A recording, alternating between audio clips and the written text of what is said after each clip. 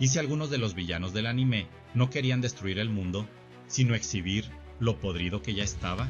Porque hay antagonistas que no dan miedo solo por lo que hacen, sino por lo que entienden. Entienden que muchos sistemas no protegen, clasifican, no cuidan, controlan, no corrigen, abandonan. Y cuando el anime construye bien a uno de estos villanos, lo que vemos no es solo maldad, vemos una respuesta extrema a una sociedad que ya venía fallando. Así que este top no va sobre quién es más fuerte o más cruel, va sobre 6 villanos cuyas ideas exponen grietas muy reales de nuestro mundo: vigilancia, abandono, guerra, manipulación, deshumanización y rebeldía nacida del abuso. Porque a veces el villano no rompe un orden perfecto, a veces solo le quita la máscara.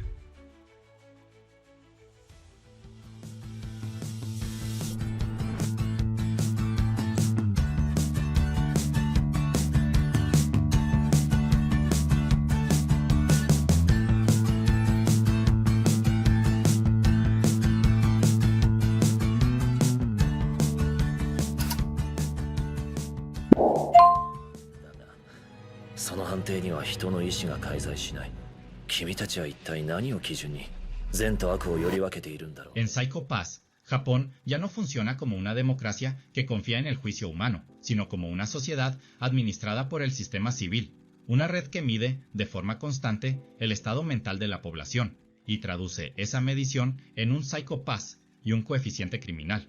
En ese mundo, una persona puede ser vigilada, detenida o incluso ejecutada, no por lo que hizo, sino por lo que el sistema cree que podría hacer. Y justo ahí aparece Makishima Shogo, no como un villano que entra gritando, sino como una anomalía, un hombre que comete actos atroces, y aún así sigue siendo leído por Civil como alguien con bajo riesgo criminal. Es decir, el sistema que presume entender a toda la humanidad no puede leerlo, no puede clasificarlo, no puede domesticarlo. Eso lo vuelve peligroso, claro, pero también lo vuelve una grieta viviente, dentro del supuesto orden perfecto. Deja claro además que Makishima es criminalmente asintomático, y que Civil incluso intenta incorporarlo a su propia estructura, precisamente porque lo excepcional de su mente encaja con la lógica de un sistema dispuesto a sacrificar humanidad a cambio de estabilidad. Por eso, Makishima no funciona solo como asesino o cerebro criminal, funciona como una crítica con piernas. Él entiende que el verdadero problema no es solamente la policía ni la violencia visible, sino una sociedad que ya renunció a la libertad interior, una sociedad en la que el trabajo, la educación, la pareja, la salud mental y hasta la legitimidad de existir pasan por el filtro de una máquina.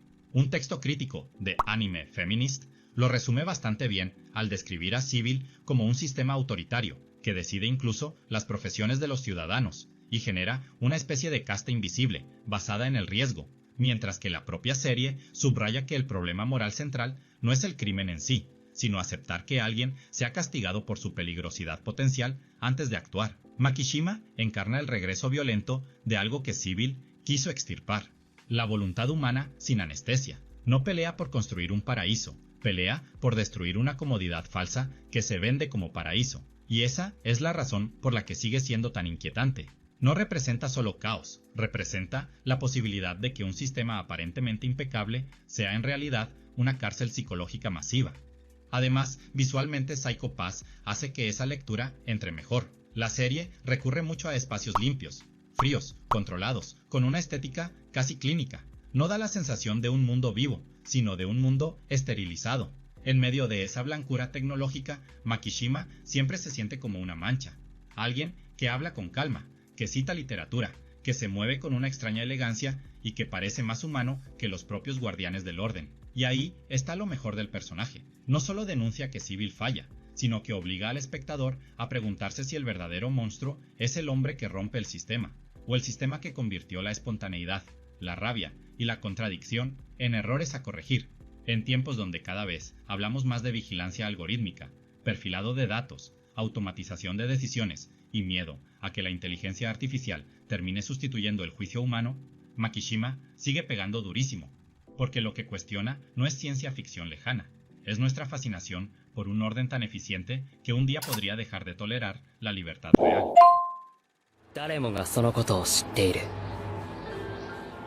そう。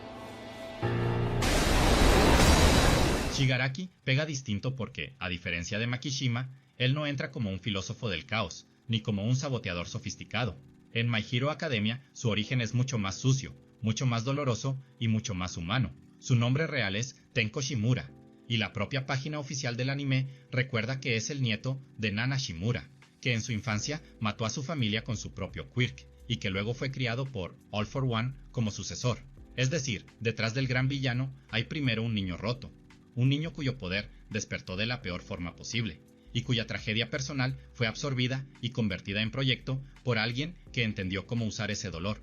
Shigaraki no es solo un hombre que quiere destruirlo todo, es alguien al que la destrucción le ocurrió primero por dentro. Por eso, incluso antes de volverse una amenaza global, ya se sentía como una persona deshecha, una identidad construida a partir del trauma, del vacío y de la manipulación. Lo fuerte del personaje es que su historia también deja muy mal parada a la llamada Sociedad de Héroes, porque My Hero Academia vende durante mucho tiempo la idea de un mundo protegido por símbolos, rankings, agencias, fama, mercancía y grandes gestos heroicos, pero Shigaraki exhibe la grieta más fea de esa fantasía. ¿Qué pasa con la gente a la que nadie salvó a tiempo? Un análisis de Anime Feminist lo formula muy claro al señalar que Shigaraki fue abandonado por la Hero Society y luego recogido por All for One. Incluso amplía la lectura al decir que buena parte de la Liga de Villanos está formada por marginados, rechazados o personas sin un lugar real dentro del orden social. My Hero Academia toca una idea muy poderosa, aunque a veces no la lleve hasta las últimas consecuencias. Los sistemas obsesionados con la imagen del héroe pueden volverse muy malos detectando el sufrimiento común, el sufrimiento que no luce épico, el que no llega con música triunfal. Shigaraki, entonces, no es solo un enemigo de los héroes, es la evidencia de que una cultura que idolatra el rescate puede seguir produciendo abandono estructural, y eso se nota también en cómo se le filma y se le diseña. A diferencia de la pulcritud casi quirúrgica de Makishima, Shigaraki se siente como ruina viva. Su cuerpo se agrieta, se deforma, se descompone. Sus escenas suelen tener una energía nerviosa, una cercanía incómoda, una fisicidad que da la impresión de que algo está colapsando todo el tiempo. Incluso su quirk, Decay, es la forma perfecta de contar visualmente su ideología. No convence, no reforma, no persuade, toca y pudre. Shigaraki vuelve visible algo muy moderno. Cuando una sociedad deja suficientes heridas sin atender, esas heridas no desaparecen, se radicalizan. El monstruo no baja del cielo, ni sale de un vacío metafísico. El monstruo se fabrica cuando el dolor no encuentra comunidad, cuando el poder solo llega después en forma de manipulación, y cuando la única sensación de agencia posible termina siendo arrasar con todo. Por eso Shigaraki da miedo, sí, pero también da tristeza, y esa mezcla lo vuelve uno de los villanos más efectivos de los últimos años. Los humanos no son las criaturas más inteligentes que hay. Es la única forma en la que se podrá alcanzar la paz. Pain es uno de esos casos donde el anime ya no te presenta simplemente un antagonista, sino una tesis política con cuerpo. Antes de ser Pain, fue Nagato, un niño de Amegakure que perdió a sus padres por la guerra, que creció en un entorno devastado y que durante un tiempo creyó que todavía se podía salir del sufrimiento mediante la amistad, la esperanza y la voluntad de cambiar las cosas. La propia página oficial de Naruto resume muy bien el choque definitivo. Cuando Naruto llega hasta Nagato, este le cuenta el camino que lo llevó hasta ahí, y termina expresando su conclusión sobre el sufrimiento humano y la cadena del odio. La verdadera paz no puede existir en este mundo maldito. Eso es importantísimo, porque su ideología no nace de un capricho nihilista, nace de haber visto demasiadas veces cómo las buenas intenciones se hacen pedazos contra la maquinaria de la violencia organizada. Pain no es un villano que ama la guerra, es un hombre convencido de que el mundo solo responde al dolor cuando ese dolor se vuelve imposible de ignorar. Y por eso, su presencia en Naruto eleva muchísimo la conversación. Hasta ese punto, el anime ya hablaba de odio, venganza y pérdida, pero con Pain, esas ideas dejan de ser solo drama individual y se vuelven estructura.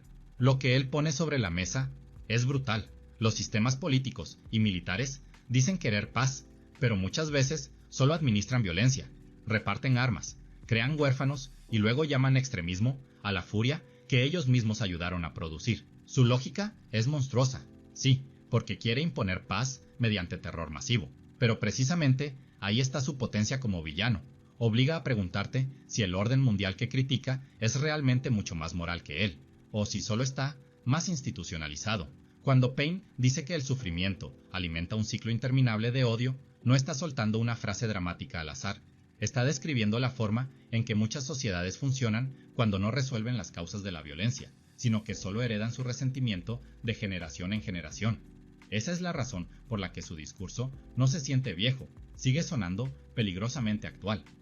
En términos visuales, además, Paine impone una estética de devastación casi religiosa.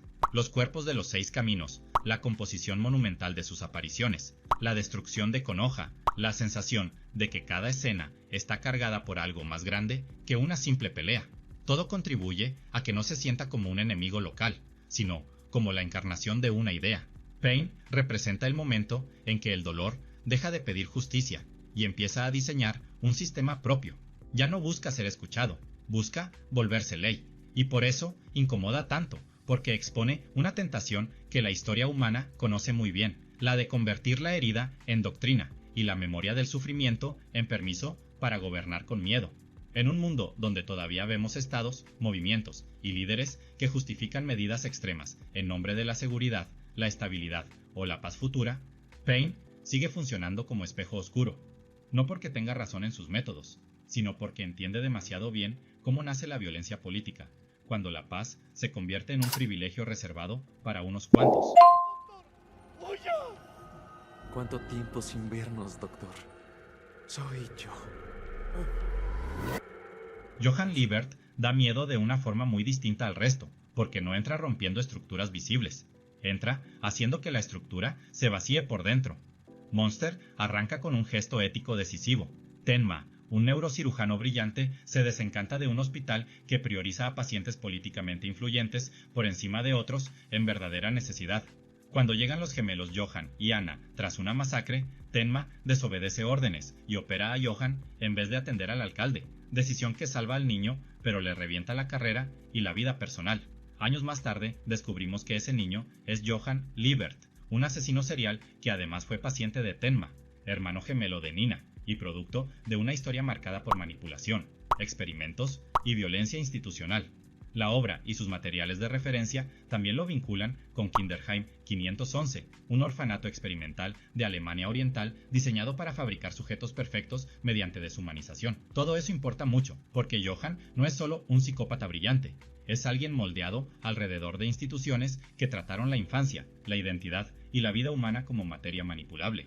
Eso vuelve a Johann especialmente brutal, porque él no denuncia solamente que el sistema falle, demuestra que el sistema puede incubar monstruos sin dejar de parecer civilizado en la superficie. Monster no trabaja con una distopía evidente, ni con una tecnología totalitaria como Psycho Pass. Trabaja con hospitales, élites intelectuales, experimentos encubiertos, redes de poder, educación torcida y heridas psicológicas que nadie quiso mirar de frente. Y en ese sentido, me parece uno de los villanos más sofisticados del anime, porque no necesita defender una ideología explícita para desmontar toda una visión del mundo.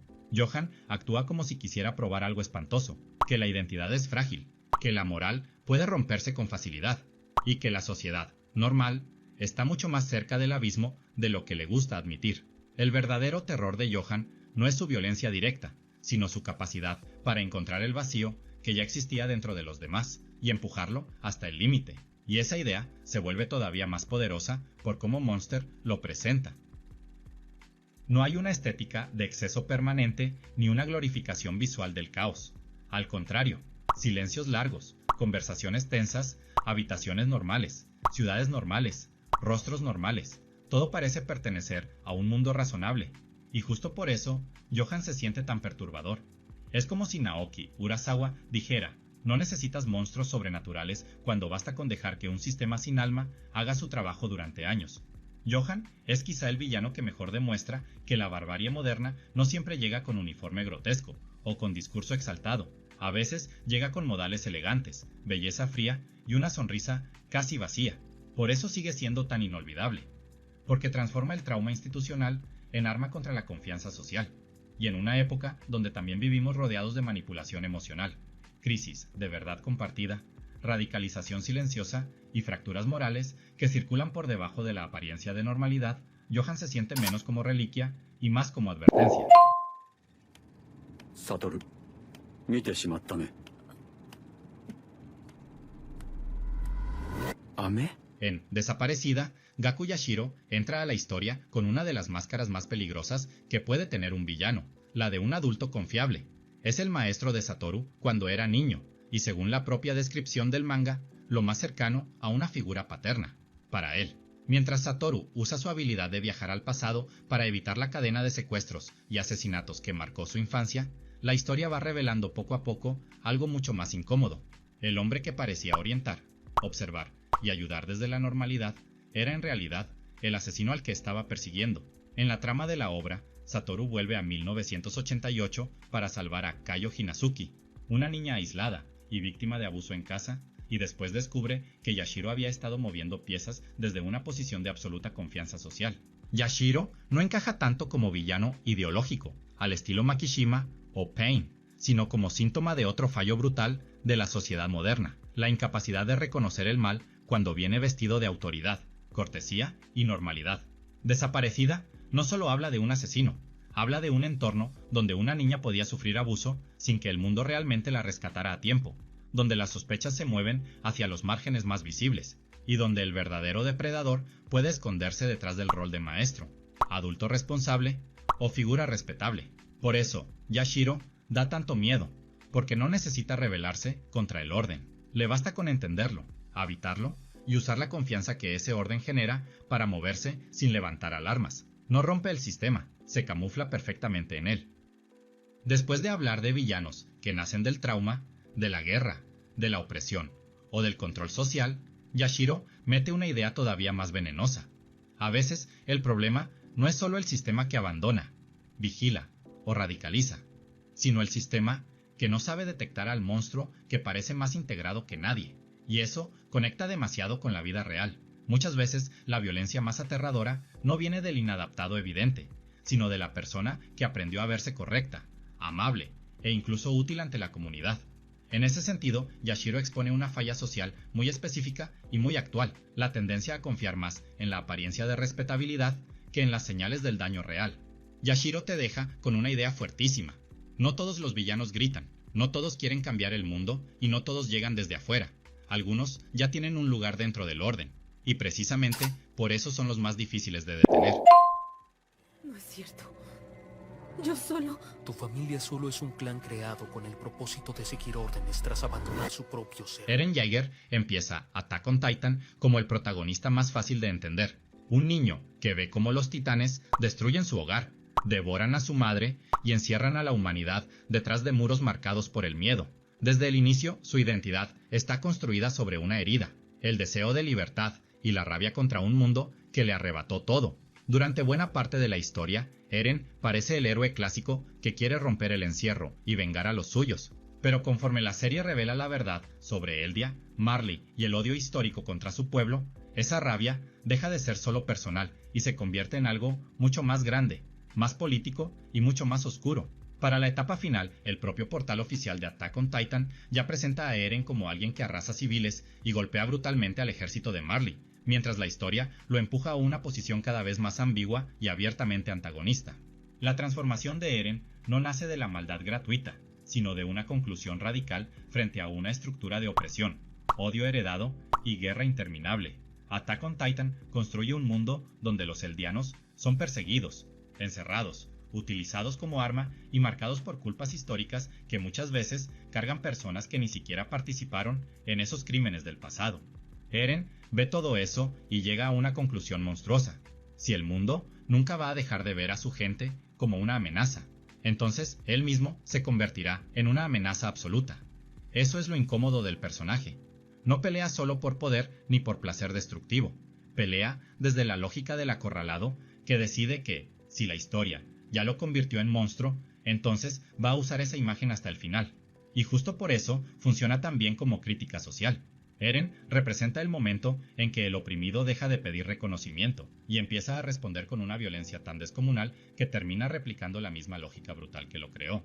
Lo más fuerte, además, es que Eren no se siente como un villano tradicional, sino como una tragedia histórica convertida en persona. Por eso pega tanto, porque obliga al espectador a preguntarse dónde termina la legítima defensa de un pueblo perseguido y dónde empieza el horror de justificarlo todo en nombre de la libertad.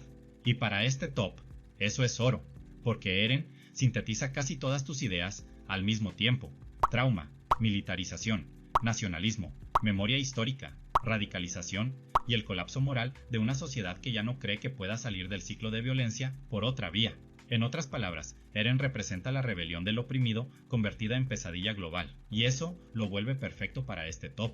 Es un personaje mucho más reconocible, más debatible y mucho más potente porque obliga al espectador a preguntarse si está viendo a un libertador llevado al extremo o a un antagonista nacido directamente de un mundo podrido. Además, su recepción pública refleja justo esa ambigüedad. Pasó de protagonista a figura leída también como antagonista, hasta el punto de ser reconocido oficialmente en esa categoría.